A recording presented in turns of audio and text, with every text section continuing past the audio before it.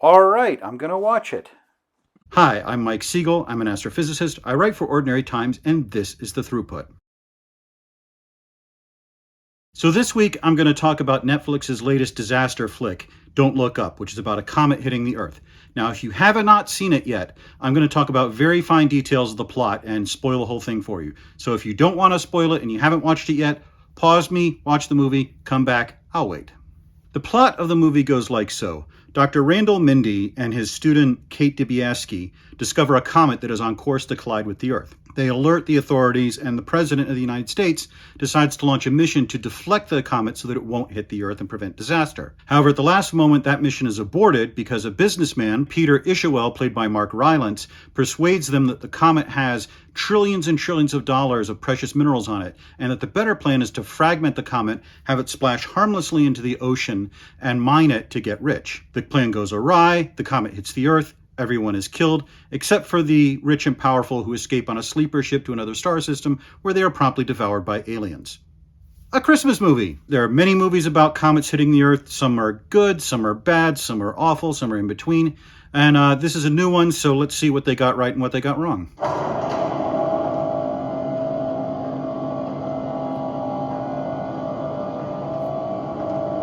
All right off the bat, they're getting something wrong. In astronomy, we do not do our observing from inside a dome with the lights on. In fact, we go to a great deal of effort to make it as dark as possible in the dome. The things we look at in a telescope are faint. They are extremely faint. That's why we need telescopes to look at them. That's why we put the telescopes in isolated areas where there's not a lot of background light, so that reduces the noise and we can pick out the fainter features in the universe. In a dome like this, you don't want stray light coming into the telescope and obscuring your images. So you would not have all these lights on. You'd be in a control room on a lower floor, operating the telescope remotely, and the dome would be completely dark. This is a common thing that shows up in movies. It annoys me every time. I'm not going to give any movie a pass on it because it's a well understood stereotype right now, and it really shouldn't be showing up.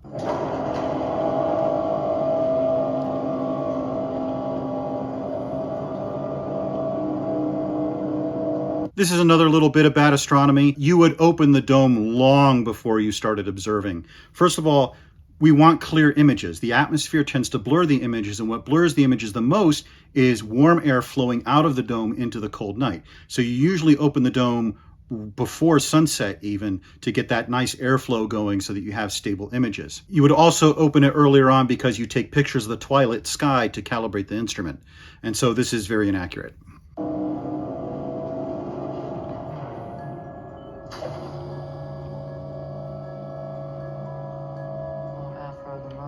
So that business of the laser shining out of the dome, that is somewhat accurate. One of the things we try to do to account for the blurring of the atmosphere is this thing called adaptive optics. You change the optics of the telescope to try to correct for the blurring that the atmosphere is doing to get sharper images. There are many ways you can do that. One of those is to shine a laser out and create an artificial star that you can then use to correct the images.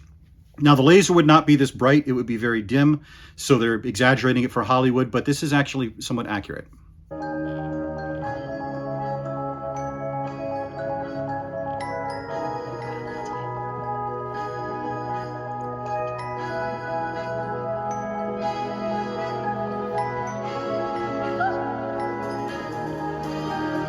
Putting aside this incredibly slick technology that we don't actually have, this is kind of how you would discover a comet. You would look for something that moves on your images from night to night. Most of the stars are so far away, they don't move from night to night on an image. But if something is moving, that's something very close. It could be a planet, could be an asteroid, could be a comet. Now, usually if you see a comet with a tail on it, that means it's really, really close to the sun.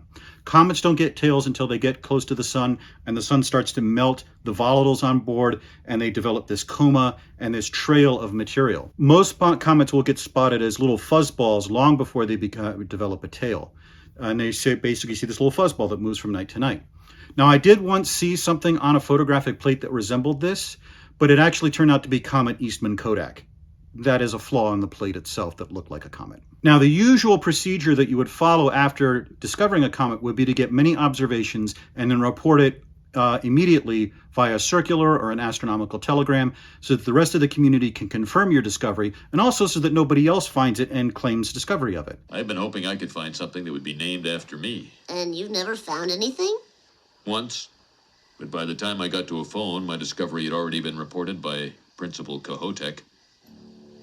I got back at him, though. Him and that little boy of his. Anyway, that's why I always keep a cellular phone next to me. So that they don't do this right away is kind of a little flaw in the movie. Done for dramatic purposes, but it's still a flaw. It's got to be an Oort cloud comet just based on where you saw it. Probably the last time it was this close to the sun was long before human civilization. Look at the arc on that thing. What he's describing here is accurate. I'll get into the details of why that's important in a bit. But the Oort cloud is a vast cloud of icy objects that encircle the solar system. And it is the home of what we call long period comets that come in and take thousands, tens of thousands, maybe millions of years to go through their entire orbit from way, way out in the solar system, tens or hundreds of times as far away from the sun as the Earth, and come in very close to the sun and then go drifting out. So this is accurate that based on the trajectory that they calculate that this is an Oort cloud object and that the last time it was here was long before, maybe even before humans' civilization existed. How would we find out the comet's velocity and orbit, Professor Mindy? That is a good question. Well, this will be fun. I haven't done orbital dynamics since grad school. The question is, what would Carl Sagan do? He would take it back to first principles. The topocentric vector is rho. Kate, what are the initial coordinates? Now, you wouldn't throw away observing time to do this calculation. You'd have someone on the telescope because observing time is very precious and you don't want to throw it away. But what he's describing here is Gauss's method to calculate the trajectory of the comet. That is accurate. It's a good way of having a first estimate of the orbit and dynamics of the comet. As you get more data, you would throw that into a computer and do more sophisticated calculations. But this is a nice little touch. And you would especially want to do those calculations in a more sophisticated way if you found that the comet was coming towards Earth, which is what they discover. Now, this process is sped up for the script's sake, so I'll let it slide a little bit that they get a very good orbit immediately and immediately realize the danger and so forth. But normally, if this happened in real life, it would be days, maybe weeks, until you could confirm this orbit and get a really good calculation. Head of the Planetary Defense Coordination Office? Is that a real place?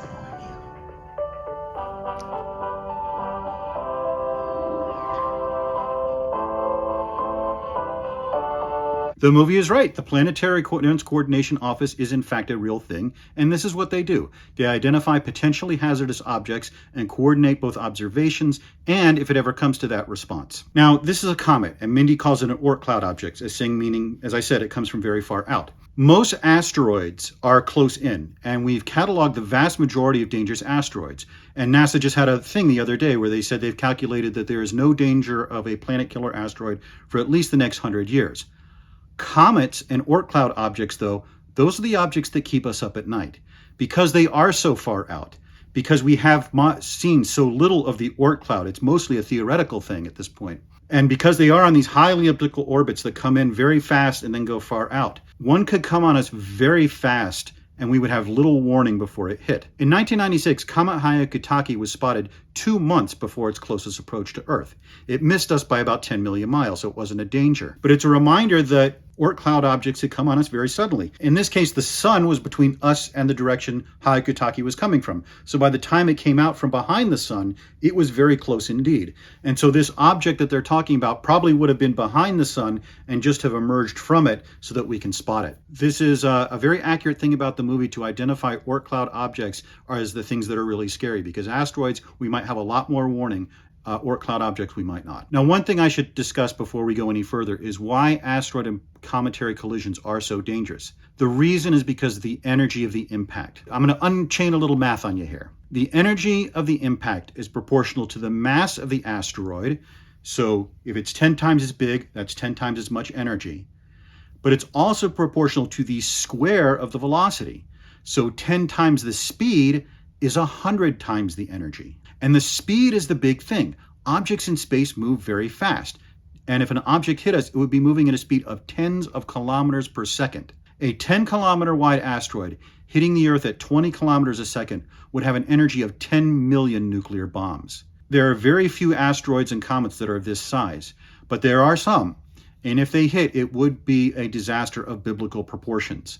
And we'll talk about that more when we get to towards the end of the movie. But even small asteroids can be bad. In 1908, probably a 100-meter wide asteroid exploded over Tunguska, Siberia. Years later, when they went to investigate, they found that it had flattened every tree for 30 kilometers. The seismic wave produced by the explosion circled the Earth twice. In 2003, a 20-meter asteroid exploded over Chelyabinsk, Russia.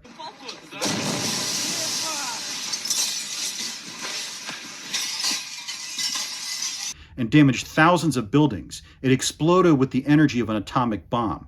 So the threat of asteroid impacts is very real. And something of this size would be what we call, as they say in the movie later, a planet killer. The energy involved would cause devastation on a global scale. How large? How big we talking? We clocked it in around 5 to 10 kilometers wide. About 5 to 10 kilometers wide. That's a big boy.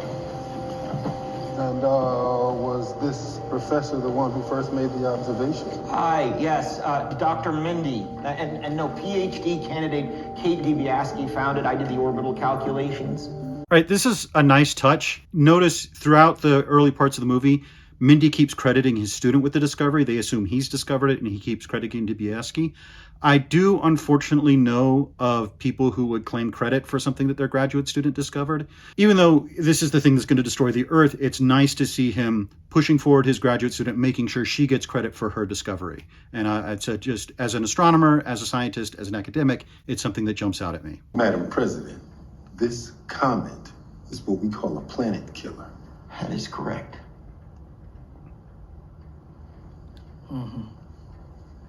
So how certain is this? There's 100% certainty of impact. Please, don't say 100%. All right, 100% certainty wouldn't be possible. You only discovered this thing 36 hours ago, and right now, the astronomical community would be getting tons of observations and doing calculations to confirm your results. And even then, we wouldn't be very certain for a while because Earth is a small target. It looks big to us because we're sitting on it, but on the scale of the solar system, Earth is tiny. So even if there's a tiny error in your distance or your velocity, that estimate is enough to make the comet miss. Normally, when you see projections of a danger from an asteroid or a comet, what they will give is a probability that there's a 10% chance, and they'll have a big error bar that covers the Earth all the way out to the moon's orbit. And as it gets closer, as we get more data, we can get much more precise on that path and the possible impact site. But knowing it's going to hit in this part of the world at this part of the second, that's inaccurate. Again, it's a movie. I understand they're trying to accelerate things and not get into the minutia of dragging this out so that they're not 100% certain, but it is inaccurate. The other thing to remember about comets is that they can be capricious. As they get close to the sun, they begin to erupt geysers of ice from their cores. And those geysers are so powerful, they can actually shift the orbit of the comet a little bit. We've seen comets change their rotation rate and even their orbits based on this. Comet Swift-Tuttle, which is a gigantic comet, was once projected to hit the Earth in 2126. Turned out our ephemeris was wrong, and it may have changed course because of eruptions. Now we won't know it won't hit the Earth for at least the next 2,000 years. This is difficult business, and I understand they want to simplify things for the movie, but it's still not quite right. I'm sorry, did you say Michigan State? Exactly. They have an excellent astronomy department. Yes. Come on, bro. You kidding? You want to see my SAT scores? Yes. Let's get some other people on this, some Ivy Leaguers. And you and I will review the NASA plans, okay? Oh, this is kind of interesting. The president's son and later the president herself kind of scoff at their claims because they're astronomers from Michigan State and not an Ivy League school. Now, it pains me to say this as a Penn State person, but Michigan State has an excellent astrophysics program. If an MSU scientist came to me with this data, I would believe them. I wouldn't question where it was coming from. Hell, if someone from East Yakupovsville State came to me with this data, I wouldn't question them. The data are the data. It doesn't matter who took it. And the fact is, the Ivies aren't like some amazing elite thing in terms of astrophysics. They have some of the best astrophysics in the programs in the country, yes.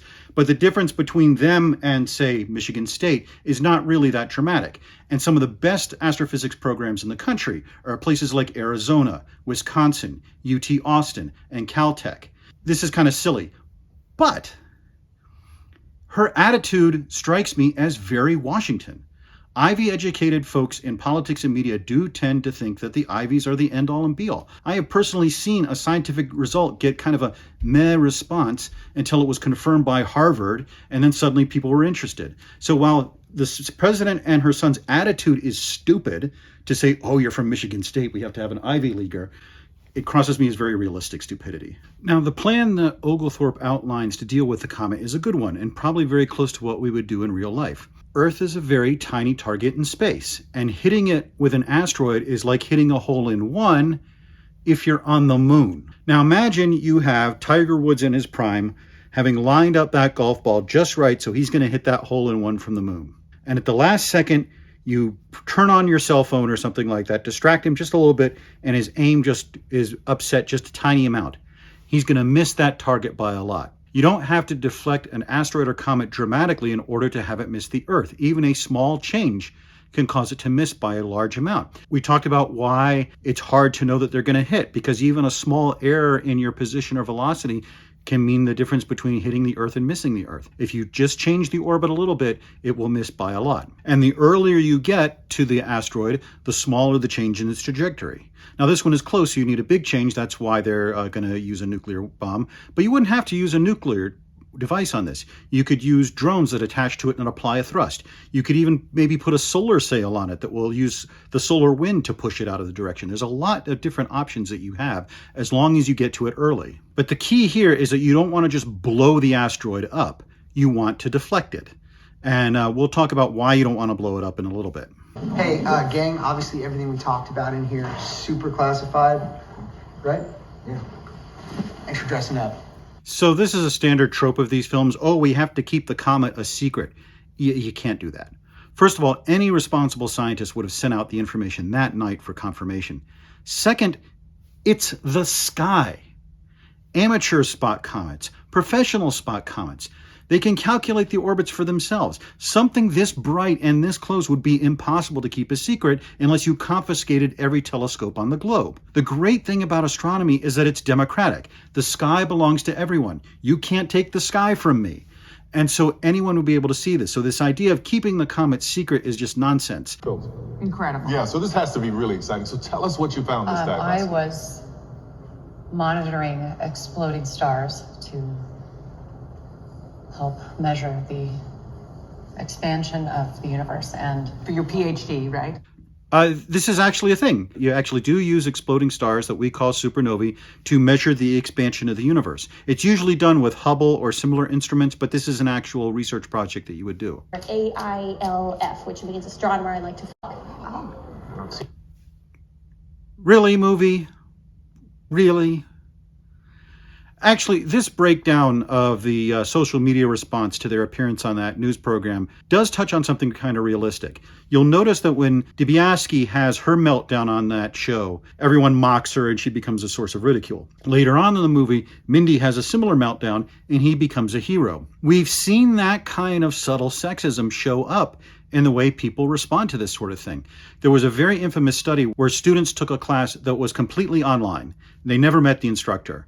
But if the instructor had a female name, they gave the course lower ratings than if it had a man's name. So the reaction of the public to Dibiasky's meltdown and then their later reaction to Minnie's crosses me as unfortunately realistic. we have precisely 6 months, 10 days, 2 hours, 11 minutes, and 41 seconds until a comet twice the size of Chicxulub tears through our atmosphere and extincts all life on Earth. Chicxulub, this is an actual thing. One of the mysteries that we tried to solve for a long time was the reason all the dinosaurs went extinct almost overnight. And then we found this layer of iridium in the soil, and then we found an impact crater off the coast of Mexico, the Chicxulub crater. What we think was the Earth was hit by a gigantic asteroid about 65 million years ago, and the resulting devastation wiped out 90% of the species on the planet. Now, we'll get into why that happened and what the actual devastation is caused by later on, but this was an actual event, so this would be a good comparison. It looks like it's turning around. No, it's not. It's a course correction. It's pretty standard. I was in the Navy. No? It's turning around. There seems to be some confusion here amongst the crowd, but I'm not going to lie to you. This reporter is at a loss for words right now. So at this point, they've launched the mission, and after it goes and is going to rendezvous with the asteroid, the mission is aborted. I'm not sure how the President of the United States would be able to unilaterally and secretly abort a mission like this. And even if it weren't possible, the space shuttle wouldn't actually turn around. Spaceships don't make U-turns. It would probably change its burn so that it went on a suborbital or came back or just missed the target. This comet hurtling towards us from deep space actually contains at least $32 trillion of these critical materials, critical to technology. I'm sorry, If we're is to that proceed- why you No, aborted this entire mission? Is because you're trying to mine the comet? So the idea here is that they discover that the comet has rare minerals, up to $140 trillion worth. This is actually realistic. We know that asteroids like 16 Psyche can contain not just trillions, but quadrillions of dollars in precious minerals. Comets tend to be composed of different materials. They're further out in the solar system. They have more volatiles and less minerals. So maybe it wouldn't be as rich, but it's certainly in the ballpark that it could do that. You may remember during the Obama administration, there was a talk of capturing an asteroid and bringing it back into Earth orbit for potential as a lead-in to asteroid mining. So mining asteroids or comets would be feasible. And so the idea here is they aborted the mission so that they can mine the asteroid. It's actually a little more complicated than that. If you flooded the markets with $30 to $140 trillion worth of precious minerals, the price of those minerals would crash. Overall, it would be good for humanity. Cheap gold, for example, would make your jewelry worthless, but would be a huge boon because gold is a precious mineral that's used in technology. It would make for cheap, durable electronics. But it would cause major disruptions in markets, and people who own gold or mine gold would be completely bankrupted. In fact, the 16th century Spanish Empire was financially ruined by an influx of gold and silver from the New World. Other empires established colonies and brought back actual things of value like cotton and tobacco and furs and so forth. By just taking gold and silver, the Spanish Empire experienced one of the biggest inflations up to that point that had ever been experienced. So the movie doesn't talk about a potential conflict between the tech industry that would see things getting really cheap and the precious minerals industry that would see themselves being ruined. But let's see how he plans to mine these materials. the one giant comet is a major and existential threat to our planet, but 30 smaller meteoroids we can handle. This is a lie. His plan is to break the comet up into 30 different pieces, and those will gently splash down to Earth, and then we can retrieve them from the oceans and we can mine them. This plan is completely insane and stupid and wrong. First of all, he's absolutely wrong that we could take 30 small impacts just fine. Remember, this is a big asteroid. Even 100-meter wide asteroids hit with the power of a nuclear weapon. Each of these is going to be destruction on a regional scale. And so this would be absolutely devastating to have these hit the Earth. Think about it. Earlier I showed you an equation for how much energy you would get out of a comet impact. It depended on two things. The mass of the comet, that has not changed. You have not erased mass, you've just broken up it into little pieces. And the velocity of the comet, that also has not changed. It is still coming in at the same speed. Remember, the incoming velocity is 50 kilometers per second. No human space probe is going to be able to cancel that for something so gigantic. All you're doing is taking that energy and spreading it out. This is why movies where you blow up the comet and it burns up in our atmosphere are unrealistic. You still get the same amount of energy. And it's actually worse than that. You're going to be dumping more of it into our atmosphere, creating global warming on steroids. Instead of that energy being funneled into the surface of the Earth, it's going into the air. There are many scientists who think that if we were facing a choice between letting an asteroid hit and blowing it up and having it burn up in our atmosphere, we'd be better off letting it hit. Because the damage to our planet and our environment would actually probably be much worse if you broke it up. So this plan is ridiculous. That's putting aside, of course, the insane technology. They plan to land these little probes on the asteroid and dig down and put off these timed explosives that will break it up, and they can land it precisely where they want to. No! You would have to know the internal structure of the comet very accurately, and not only would we not know it, it changes as it sublimates and blows out geysers of gas. There's no way to break up a comet with that kind of precision and land these where you would know. This is just a ridiculous plan. Now, I realize this is a parody, but I do wonder if one of the subtexts here is that this guy wants to wipe out humanity from the very beginning, and he's using our greed and ignorance to make it happen. Because this plan to break up the comet into little pieces and mine it would not work, ever. You'd just be getting the same disaster in a different way. Oh my God! What? That's it! What? That's the comet! What? Where? Where? Well, that's the Big Dipper. Uh-huh. That's Venus. Uh-huh. That's the North Star. Well, what is that? Little bit of inaccuracy here. Venus is never near the Big Dipper. Venus sticks to a group of constellations called the Zodiac that are at the celestial equator. The Big Dipper is quite far north, so you would not see that.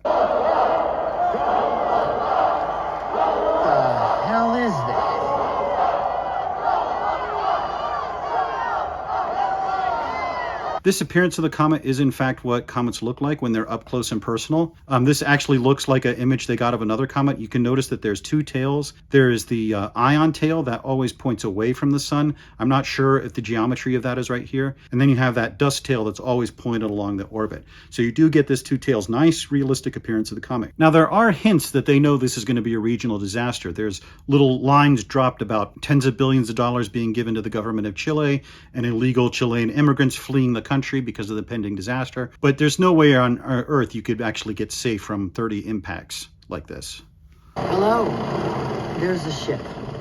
In case we were wrong. And clearly we were wrong. Of course, you've got a ship. It holds 2,000. It's state-of-the-art cryo chambers, and it's set to find the nearest Earth-like planet in a Goldilocks zone, so there's room for you. And one other.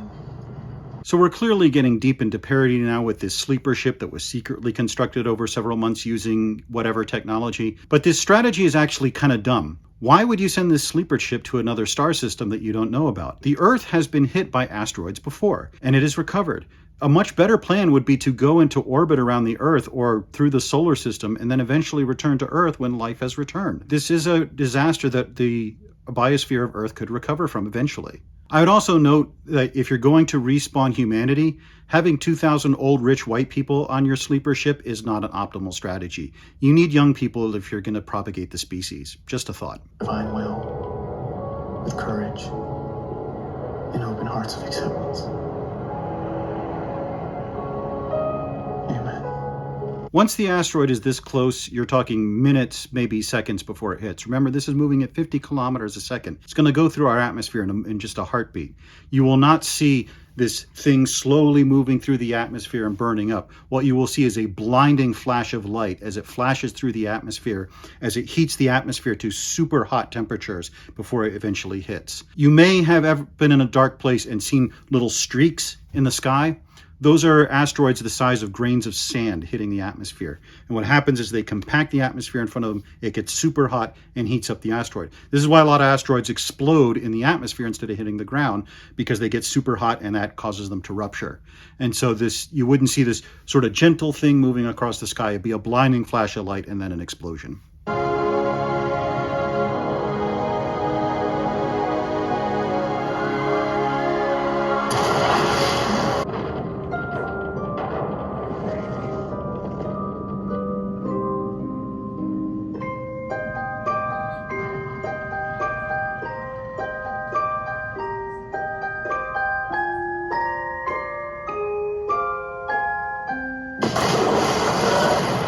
I will say that the scene where the Earth is destroyed is actually done quite well and is quite sad. There are some aspects of it that are realistic, but there are some aspects that are not. You wouldn't get this scene where everybody reconciles and then it's over in a flash. What actually happens would be much, much worse. You would have a lot of devastation where you would have mile-high tsunamis that would, let's say this hit in the Pacific Ocean, wipe out everyone near the Pacific Rim, state of California, most of South America, Indonesia, Australia, etc. But it'd actually be worse for those who survive that.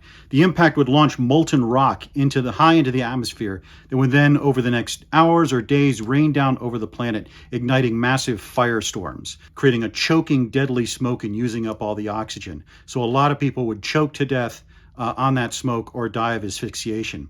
Even if they survive that, the chemicals injected into the atmosphere would destroy our ozone layer, destroying life in the oceans and causing a complete collapse of the food chain. So if you survive that, you would slowly starve to death. This is going to sound strange. I don't think it's completely impossible that humanity would survive. 70,000 years ago, a supervolcano exploded in Sumatra. The debris dropped the temperature of the Earth 5 degrees and caused all but a few hundred, maybe even a few dozen humans to die out. But we survived and we thrived, and there are now 7 billion of us. I wouldn't give a very good chances on us surviving, but human beings, with 7 billion of us, we've proven actually quite difficult to kill. And so it wouldn't survive me completely if, despite the use of oxygen and the choking fumes and the collapse of the food chain, if some of us managed to survive. Life itself would almost certainly not be extinguished. It would get a severe blow. The scenario I just described is basically what happened to the dinosaurs, and 90% of the species on the Earth were extincted. But life found a way. A lot of life survived and it rebuilt. And 65 million years later, here we are. I don't think this would be the end of life on Earth, which is why I think that putting that sleeper ship in orbit and eventually returning to Earth maybe a few thousand years later would be the best approach. So overall, what do I think of Don't Look Up as an astronomer? I'm actually surprised I'm going to give it a passing grade. They clearly consulted astronomers on this, and they clearly listened to them, and there's a lot it gets right. How they calculate the orbit of the comet, the appropriate response, how absolutely devastating the impact would be. But moreover, I can't really put it into words, but the way the characters dress and act and interact, they feel like astronomers. I particularly like the way Mindy interacts with his students. I'm really happy they kept his relationship with Diabinsky as a teacher-student one, didn't try to shoehorn some extremely cringy romance between the teacher and his student. He treats his students as colleagues. He credits them for their discoveries. He clearly enjoys teaching them about the nuances of comet orbits and things like that. Later, of course, he's corrupted by fame and fortune, and that's what happens in movies. But this is one of the rare times where I've felt like these were astronomers. I didn't feel like I was watching people pretend to be astronomers. On the other hand, the businessman's plan for the comet is insane and would never work, and no one would call him on it. The comet holocaust is, if anything, less horrifying than it would actually be. And there are a few licenses taken for drama's sake that don't work. They speed up the pace at which you'd confirm this comet. They make it a lot more certain than it would be, but these are small things. And then again, it's a satire. It's a parody. The scientific liberties it's taking are to make a point. So I'll take off some points, maybe call it a B- for getting a lot right, and moreover getting the feel of how these things would go down right. And treating most of its scientists, at least, with a reasonable amount of respect. Diabinsky's well portrayed, Mindy's well portrayed, Oglethorpe's well portrayed. I really like the way that those characters were written. Now, what did I think overall? Well, this movie seems to have divided people. Half my feed seems to think the movie's awful and half seem to think it's brilliant.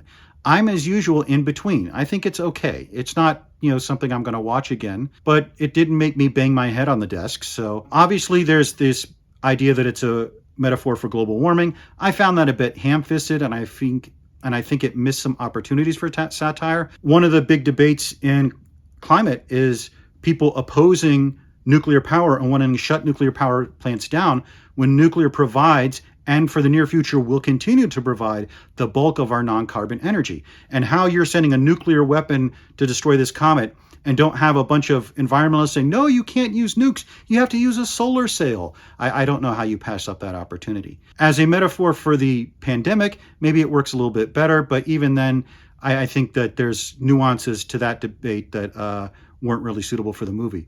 But I think it did work as a generalized view of how humans can be stupid. We are very intelligent creatures, but we can persuade ourselves to act stupidly. My philosophy on human nature is that I think human beings are basically good. I think that most of the time they will do the right thing. But because we are reasoning creatures, we find it easy to talk ourselves into doing the wrong thing. When there's money or reputation or sex at stake, we find it really easy to tell ourselves, it's all right. I can dump that stuff in the river. Those children just got cancer by coincidence.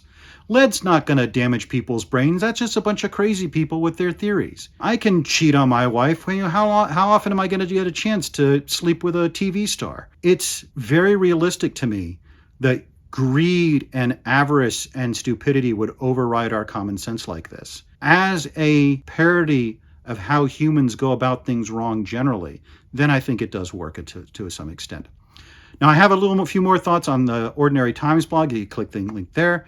I'll be back in a few weeks with another movie, hopefully. I'm teaching and doing other things right now, so that's why there's going to be more time between these videos. Hopefully, we'll be back soon. In the meantime, enjoy movies and science, and thank you for watching.